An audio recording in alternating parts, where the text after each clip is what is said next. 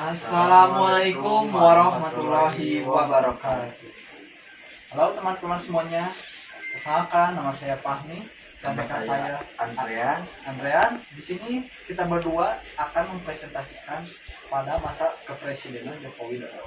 Tanpa berlama-lama, mari kita masuk ke dalam materi yang akan kita bahas. Pada masa kepresidenan Joko Widodo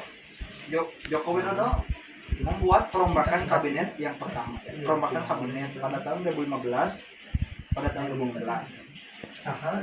12 Agustus 2015, Presiden Joko Widodo merombak atau bisa disebut dengan resupli. Susunan kabinet kerja dengan menggantikan 5 menteri, termasuk 3 menteri koordinator dan sekretaris kabinet. Yang pertama, Luhut Binsar Panjaitan, mantan Kepala Staf Kepresidenan, menggantikan Menko Polhukam Tejo Edi Purjano. Yang kedua, ada Darmin Nasution, mantan Gubernur Bank Indonesia, menjabat sebagai Menko Perekonomian, menggantikan Sofyan Jalil. Yang ketiga, ada Rizal Ramli, mantan Menko Perekonomian era Kepresidenan Abdurrahman Wahid, menjadi Menko Kemaritiman, menggantikan Indroyono Sosilo. Yang keempat, ada Thomas Trikasih Lembong, mantan penjabat Badan Penyihatan Perbankan Nasional atau bisa disebut dengan BPPN, menjabat sebagai Menteri Perdagangan, menggantikan Rahmat Gobel. Yang kelima, Pramono Anung, menggantikan Andi Wijanto sebagai Sekretaris Kabinet. Yang keenam, Sofyan Jalil, menggantikan Menteri Perencanaan Pembangunan Nasional atau Kepala Bappenas Adrianov Chaniago. Pada 2015, Presiden Joko Widodo merombak kabinet. Yang pertama dari 5 pada 12 Agustus 2015, Joko Widodo melanjutkan pada perombakan kabinet 2 pada tanggal 20 Juli 2016. Presiden Joko Widodo kembali mengumumkan perombakan susunan kabinet. Dua kader partai pendukung pemerintah yang baru bergabung belakangan, yakni Partai Amanat Nasional dan Partai Golkar, ikut diumumkan dalam perombakan kali ini. Setelah perombakan kedua, komposisi menteri pria atau wanita menjadi 3 banding 9, sekitar 4 banding 1. Nah, list dari daftar menteri baru tersebut ada Menteri Koordinator Politik Hukum dan Keamanan Wiranto. Yang kedua ada Menteri Keuangan Sri Mulyani, Menteri Desa Pembangunan Daerah Tertinggal dan Transmigrasi Eko Putra Sarjojo, Menteri Perhubungan Budi Karya Sumadi, Menteri Pendidikan dan Kebudayaan Muhadjir Effendi, Menteri Perdagangan Egartio Lukita, Menteri Perindustrian Arigato Hartarto, Menteri SDM Archandra Tahar, Menteri PAN dan RB Asman Abnur, Menteri Koordinator Kemaritiman dan Sumber Daya Luhut Binsar Panjaitan, Menteri Agraria dan Tata Ruang atau Kepala Badan Pertahanan Nasional Sofyan Jalil. Program kerja Jokowi dan Yusuf Kala, terwujudnya Indonesia yang berdaulat, mandiri dan berkepribadian berdasarkan gotong royong. Upaya untuk mewujudkan visi terwujudnya Indonesia yang berdaulat, mandiri dan berkepribadian berdasarkan gotong royong akan ditempuh melalui misi sebagai berikut. 1. Mewujudkan keamanan nasional yang mampu menjaga kedaulatan wilayah, menopang kemandirian ekonomi dan mengamankan sumber daya maritim, dan mencerminkan kepribadian Indonesia sebagai negara kepulauan. 2. Mewujudkan masyarakat maju, berkeseimbangan dengan demokratis berdasarkan negara hukum. 3. Mewujudkan politik luar negeri bebas aktif dan memperkuat desa diri sebagai negara maritim. 4. Mewujudkan kualitas hidup manusia Indonesia yang tinggi, maju dan sejahtera. 5. Mewujudkan bangsa yang berdaya asli. 6. Mewujudkan Indonesia menjadi negara maritim yang mandiri, maju, kuat, dan berbasiskan kepentingan nasional. 7. Mewujudkan masyarakat yang berkepribadian dalam kebudayaan. Untuk menunjukkan prioritas dirumuskan 9 agenda aksi dalam pemerintahan depan. 9 agenda prioritas itu disebut nawacita. 1. Kami akan menghadirkan kembali negara yang melindungi segenap bangsa dan memberi rasa aman pada seluruh warga negara. 2. Kami akan membuat pemerintah selalu hadir dengan membantu tata kelola pemerintah yang bersih, efektif, demokratis, dan terpercaya. 3. Kami akan membangun Indonesia dari pinggiran dengan memperkuat daerah-daerah dari desa dalam kerangka negara kesatuan.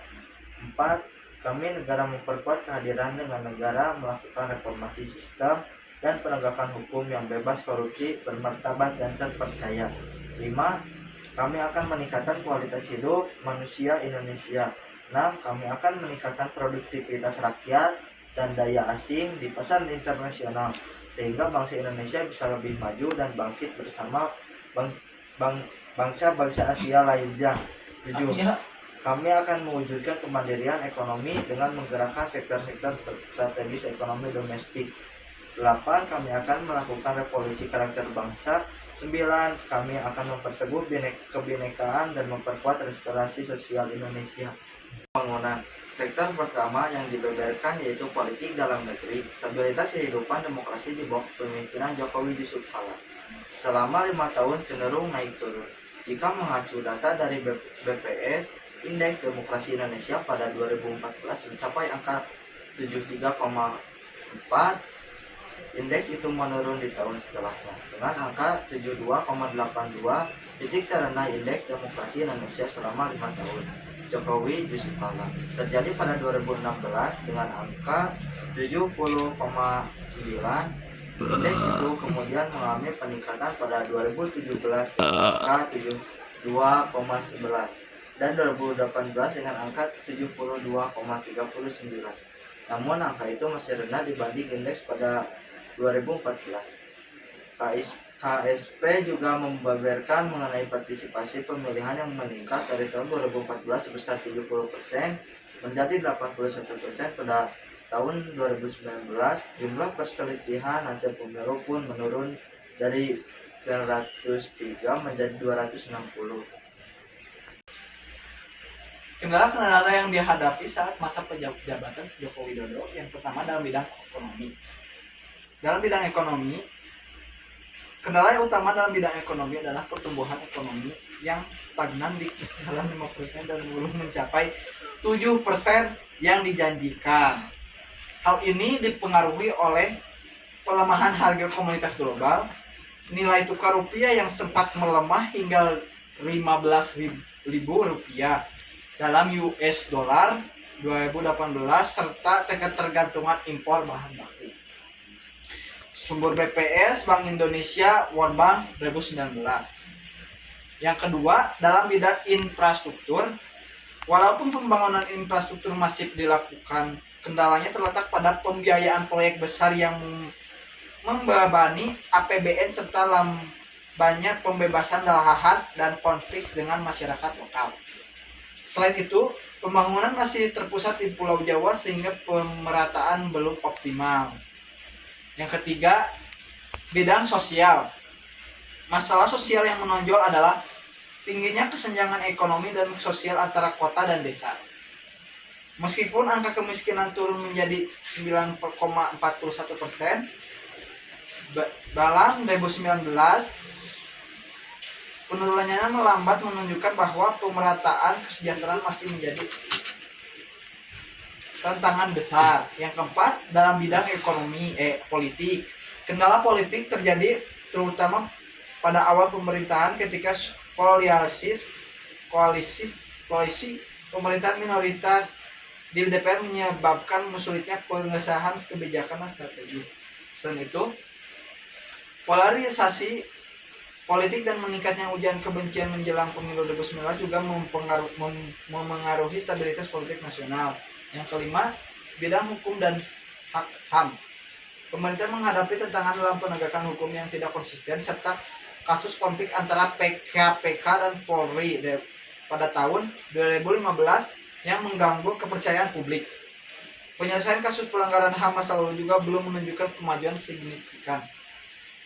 Yang keenam, Bidang lingkungan hidup, masalah utama adalah kebakaran hutan dan kabut asap yang parah pada tahun 2015 menyebabkan kerugian ekonomi besar dan gangguan hubungan diplomatik dengan negara tetangga. Selain itu, kerusakan lingkungan akibat pertambangan dan deforestasi tinggi. Yang tujuh dalam bidang pendidikan, meskipun anggaran pendidikan meningkat, kualitasnya masih belum merata. Kendala utamanya ialah kesenjangan mutu pendidikan antar wilayah, keterbatasan pelatihan guru, serta rendahnya literasi dan numerasi siswa berdasarkan hasil PISA 2018 yang menempatkan Indonesia di bawah rata-rata OECD. Bidang kesehatan 8 dalam bidang kesehatan.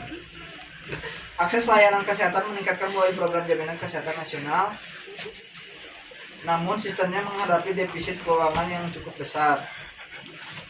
Masih ada ketimpangan fasilitas kesehatan antara daerah maju dan tinggi, serta kekurangannya tenaga medis di daerah terpencil. Yang ke-9 dalam bidang keamanan dan ketertiban. Tantangan bisa muncul dari ancaman terorisme dan radikalisme seperti bom Tamrin pada tahun 2016 dan faksi teror lainnya. Dan itu muncul konflik horizontal dan intoleransi antar kelompok sosial semakin meningkat di area media sosial. Yang ke-10 bidang birokrasi dan tata kelola pemerintah. Reformasi birokrasi belum sepenuhnya berhasil, masih ditemukan tumpang tindih regulasi prosedur yang lambat dan praktik korupsi di lembaga daerah. Upaya digitalisasi pemerintahan juga belum merata di seluruh instansi. Materi yang telah disampaikan oleh kami berdua pada masa kepejabatan Presiden Joko Widodo. Assalamualaikum warahmatullahi wabarakatuh.